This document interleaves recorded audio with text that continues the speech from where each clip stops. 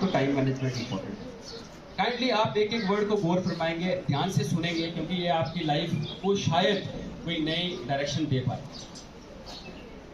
अगर तो आप अपनी लाइफ में कुछ अचीव करना चाहते हैं तो आपको क्या करना है, टाइम को मैनेज करना है। टाइम कैसे मैनेज करना है, सिंपल सी एग्जांपल दूंगा, आप इसको समझें। सिंपल सी एग्जांपल से, इसी इंस्टीट्यूट की एग्जांपल है। आप सबसे पहले मॉर्निंग में यहाँ पे स्कूल में आते हैं तो सबसे पहले क्या होता है, मॉर्निंग असेंबली। कभी आपने सुना है कि दिन में मॉर्निंग असेंबली हुई?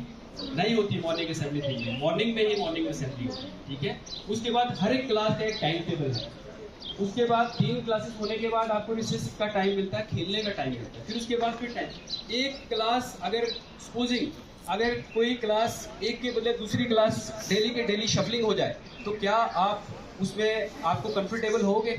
आपको पता है ये इंग्लिश की क्लास है, फर्स्ट पीरियड हमारा इंग्लिश का है या किसी पॉलिटिकल साइंस का है, तो आप प्रिपेयर रहते हो, आप मैनेज करते हो, आप ऑलरेडी प्रिपेयर होते हो कि इस तरह से हमने इसी तरह से जिस तरह से एक इंस्टीट्यूट को या एक घर को मैनेज किया जाता है, वैसे ही आपने भी अपनी लाइफ को इस तरह से मैनेज करना है, ठीक है। अगर आपको क्लास में कुछ पढ़ाया जाता है, सपोजिंग 4 दिन के बाद उसका टेस्ट है, तो आज ही आप उसको समझें।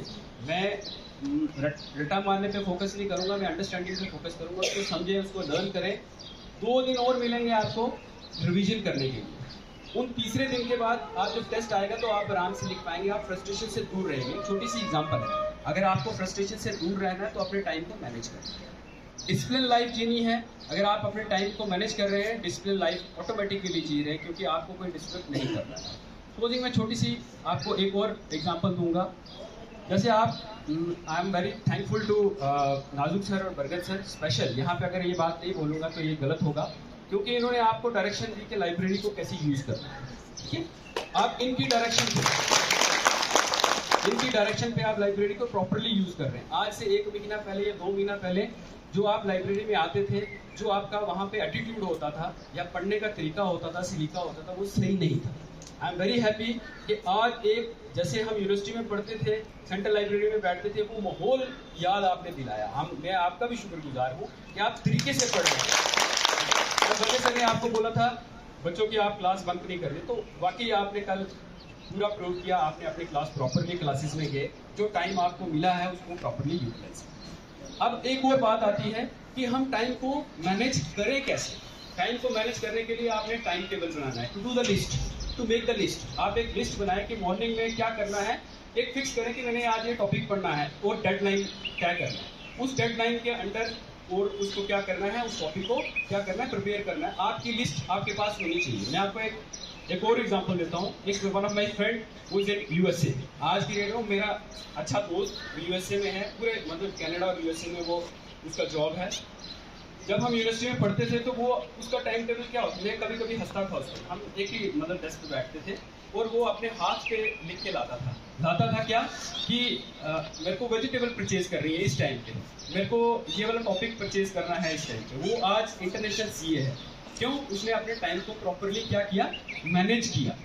आप भी अपने टाइम को अगर प्रॉपरली मैनेज करेंगे इस तरह से, तो आप भी कहाँ पहुँच सकते हैं ये आप खुद अपने हिसाब से सोच सकते हैं। सबसे इजी काम जो होता है दुनिया में वो है पढ़ाई। मेरी नज़र में इससे इजी काम कोई नहीं। लेबरर का काम मुश्किल है, जब आप कहीं प्रोफेशनल लाइफ में जाएंगे वो काम भी मुश्किल होगा। जब आप पढ़ना शुरू हो जाते हैं तो ये 2 वे प्रोसेस होता है।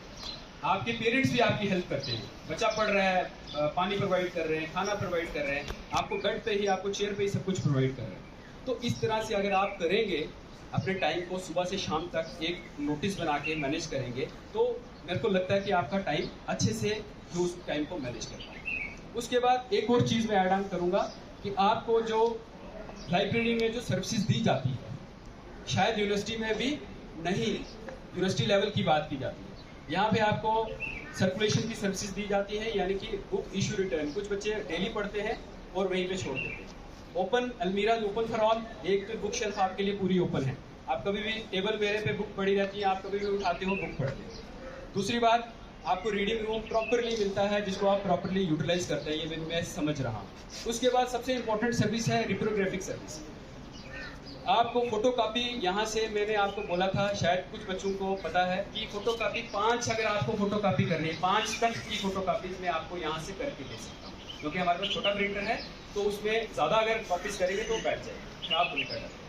तो कितने लोगों ने ये फोटोस्टेट की सर्विसेज ली है? हाथ खड़ा करो, हाथ खड़ा करो। जितने लोगों ने फोटोस्टेट की सर्विस ली है, सब लोग जो है फोटोस्टेट की सर्विसेज ले सकते हैं। यहाँ पे आपको ये सर्विसेज मिलती है। उसके बाद प्रॉपरली टाइम को यूटिलाइज करें और अपने आप को मैनेज करें और अपनी लाइफ में सक्सेसफुल। Thank you.